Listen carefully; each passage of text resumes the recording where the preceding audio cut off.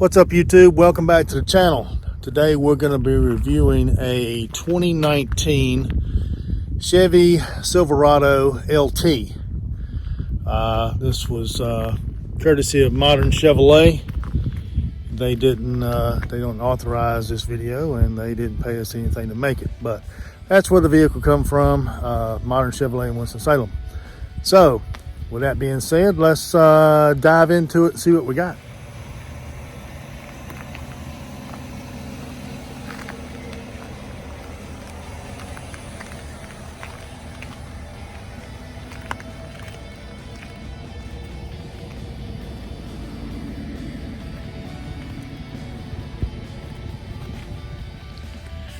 Front of the vehicle here, as you can see, it has the new Chevrolet front end on it, and this is a 2019 model. It's a later 2019 model. Has a little bit different styling than the early 2019s did. It has the two tow hooks in the front and the different lighting. As you can see, it has the LED light instead of the round projector that the early models 2019 had. Going around the truck here, nothing special about the tires. Standard probably wheel. They moved the Silverado badge. They moved it from down at the door to up here on this particular model, which I think is pretty cool. And going further down the truck, it has a nice step rail, chromed out. And you get over here to the gas tank, and we have, of course, capless gas. Going further on back to the back here, it has a little bit more of the underneath fender well cover that some of them do not have. And it has, of course, the step bumper. Also on this particular model, they've changed it to say Chevrolet across the back. They took the bow tie off, which I think looks pretty good. I mean, I don't know. What do you guys think? It has a backup camera, of course, and it has a automatic tailgate. You just press the button and it will lower off.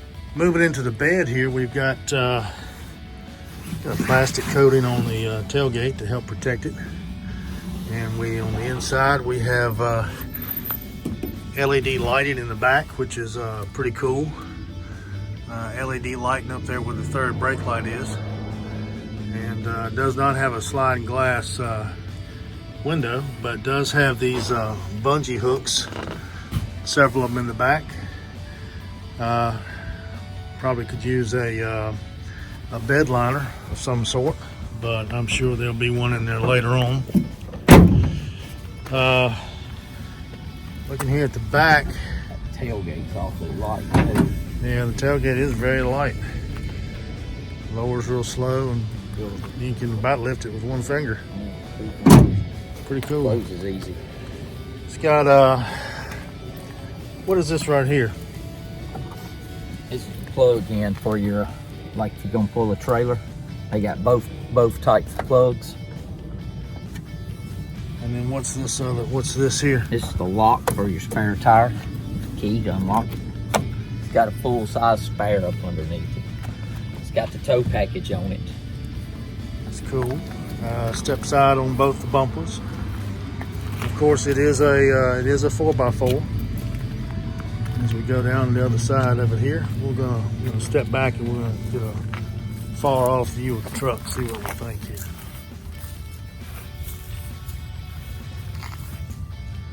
Not too bad. Let's take a look inside. On the inside of the truck, we've got these nice Chevrolet weather mats that came with the vehicle. And looking across the inside here, we've got the standard entertainment. We've got heated seats, heated back, heated bottom. We have controls where you can plug in your phone. We also have a power outlet here. These two spots here are not used. We also have a window lock, traction control, tailgate release. You can press here and let the tailgate down from inside. And this feature is auto stop on and off. When you're at the stoplights and you stop, it'll turn the engine off to save gas and then start back up when you take your foot off the brake. And these are the heated seat controls. Of course, your air conditioning. It does have dual climate control zones. We'll start that up here in just a few minutes and show you what that looks like. And it has, of course, tilt wheel. It has a little console, opens in the middle here. It also lifts all the way up, like so. And then it has another compartment down here. So, plenty of storage. And what have we got in the back? Well, in the back it's completely matted. They put the nice floor mats in it. You know, for the whole back. It has a AC plug and another power outlet and the two air conditioner vents. I really like these mats that they put in here to you know, from factory, I think these are better than the WeatherTech. Yeah, they are. I mean, the WeatherTech doesn't cover as much as these do. No, this pretty much covers the whole back of the truck. And of course, the jack arm, back seat folds up. Can you fold? How do you fold this back down? You just push it down. No, it's a. I think it's a lever or strap or something.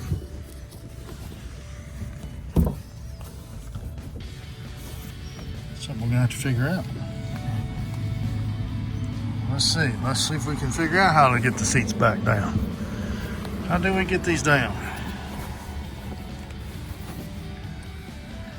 And to get these seats back down, you just have to pull them and they come back down. And back to mentioning these floor mats again, they are really nice. I don't know what they cost extra or what the deal is with it, but they're comparable or better than WeatherTech if you're looking to cover the whole area. The only thing WeatherTech does probably better is on the edges right here. They tend to turn up to catch liquid and stuff, but they don't cover this kind of area. And this, like I say, this is a regular floor mat that also comes with this truck. And that just goes in here like so. Look at the big difference of the coverage. Oh yeah, there's a great big difference in the coverage. But anyway, double protected. Pull that seat down there and see. Yeah, there we go. These, whatever holds these up here, that locking mechanism, it's strong. I like that. You gotta worry about it falling down. And of course, you've got the little pouches in the backs of the seats. Has LED inside lighting, and it has a little bit of wood grain. I don't know if you guys can see it on the inside here, but it has a little bit of wood grain on the doors, which is pretty cool. I like it. The driver's side, we'll go over in just a minute. Passenger side, it has the two glove box compartments, as you can see, and the upper part with a mirror and the LED lighting over here also on the front. And this is looking back, and we'll move around to the other side of the truck. You might want to put something on here eventually. If you live in Virginia, you need this. Yeah, in Virginia you'd have to have it. Anyway, that's the front license plate mount. A lot of different states require this on front license plate on the front. I guess that's why they give it to you. I prefer it not to be on there. I'm personally not a fan, but power seats on the driver's side, and it also has a power lumbar support that you can go in and, I don't know if you can hear that or not, but it's going in and out. Over here you have the selector switch. You can put it in auto and it'll automatically go into four-wheel drive as needed if the wheels start to slip. You have two-wheel and you have four-wheel, and you have downhill.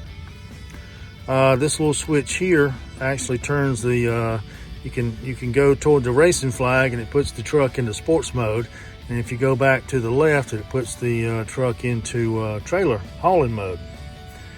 Down here at the bottom below this, you can turn on your cargo area lights. This is a delay on how long you want your lights to stay on. Light control, you can cut it on auto or turn them on and work them manually. Parking brake here, electronic. Of course, on the door you have the wood grain again, the locking controls, and of course your windows and your mirrors control as well. Moving up into the truck itself, you have cruise control, of course, leather steering wheel. Some people love a leather steering wheel, don't they? Our friend. Yeah, loves a leather steering wheel. No matter what kind of vehicle it is, if it's doesn't have a leather steering wheel, he don't even want to look at it. If it doesn't have it, he's not going to buy it, and it better have 4 matching tires. 4 matching tires. Don't matter if they bald or new. They better match. As long as they match. We also have heated steering wheel here, and the control here for your cruise. Over here you've got your phone controls, your voice controls, and this control here is your menu. There are several different menus that you can go through, and we'll crank the truck up here in just a minute and I'll show you a few of them. Display dash. The vehicle is push to start, and on the back of this, I don't know if you can see it, but on the back there are volume controls for your stereo. You better back see here. it better right here. It's got them over here too for changing channels. And then over here you've got the volume controls for up and down, changing channels. And of course you've got your delay, windshield wipers. And on the shifter here, you notice there's a plus and a minus. If you go all the way down past drive, you can put it in the manual mode and you can manually shift. But when you come to a stop, the vehicle will automatically downshift for you. I thought that was pretty cool. It would automatically downshift. But anyway, we're going to crank her up and show you the rest of the inside, and we're going to show you the engine. I'm going to lay down. You flip it on there, I'm going to have my back lay into you like this. And it'd be like, oh, I'm about to run over somebody. It's if you want to. Yeah, I mean, yeah, go ahead. I'll turn it off. So when you flip it on, what do you think? You want to do that? Yeah, how do I? Oh, yeah, there we go. Do you want to do that? Yeah, I'm gonna say, look, laying down the job again.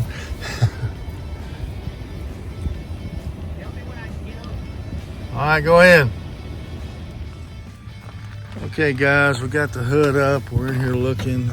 Of course, it has the hydraulics to hold the hood up, which is great. I hate those pin hoods that you have to hold up. We are looking at a V8. It does power down to a 4-cylinder when it has less of a demand on it. Again, you've got your LED headlights again, and pretty much. It's also got that save mode when you pull up to a stoplight, the motor cuts off. Yeah, and it sits still. As soon as you're sitting still, it'll turn off and then crank back up. I'd really like to know how much gas you save over a year using that. I mean, there's a lot of room under here for a V8. They say it's a small block V8, so seems to have pretty good power though.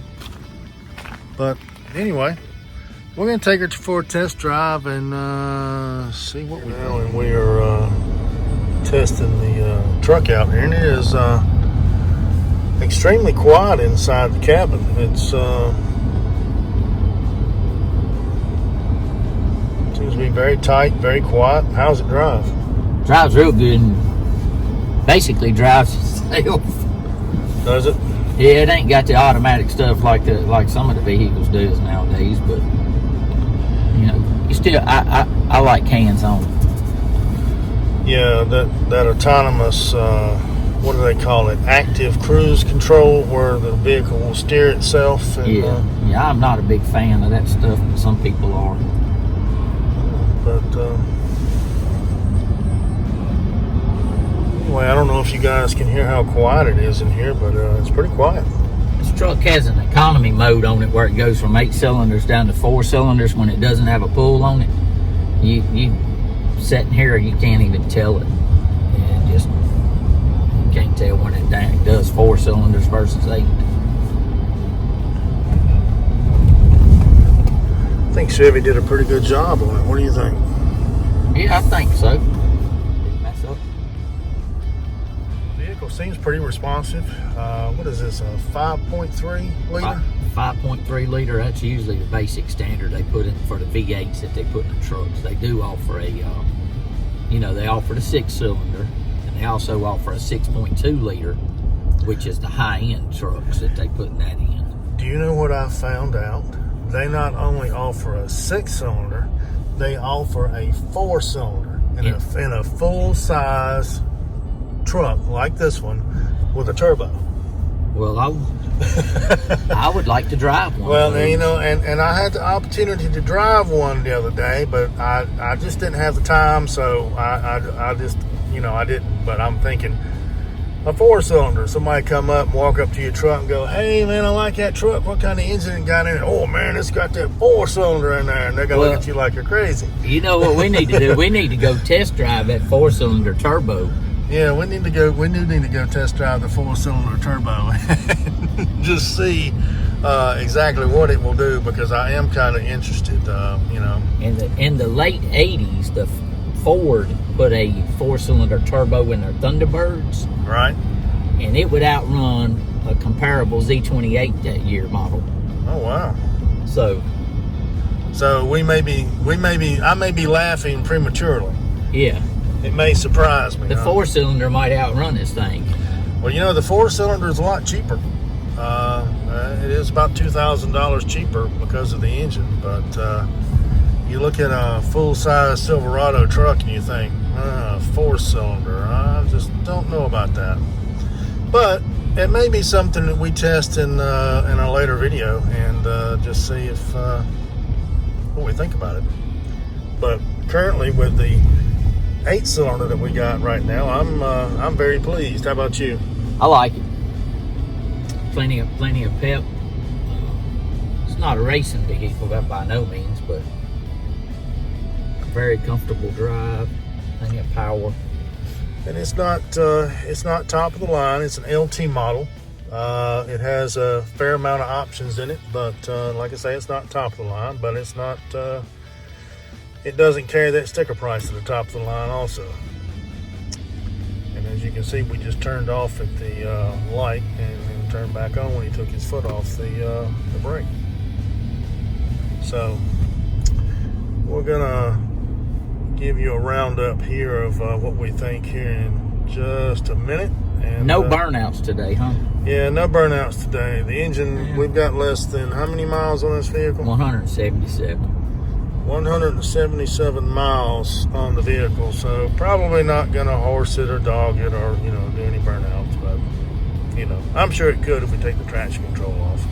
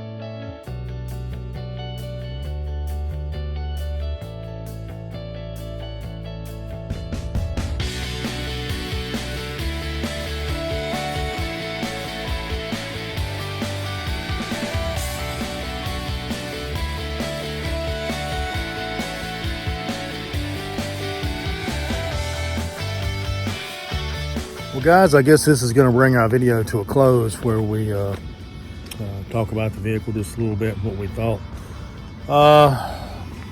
Me personally, I liked it. I think it's a nice truck, plenty of power, four-wheel drive. The only thing I would gig it on is I wish it had some bigger tires and different rims, but and a bed liner. But other than that, that's mods for later on. We are gonna do some mods on this truck. We're gonna put a lift kit on it eventually. We're gonna put a Rhino bed liner in it. We're gonna do this stuff ourselves. Be videos of it. So mods are coming. Well, guys, you heard it. So stay tuned, and remember, like us, hit that subscribe button. Every little bit you do helps out the channel. If you don't subscribe, we can't grow. So help us out. Do what you can. See you on the next one.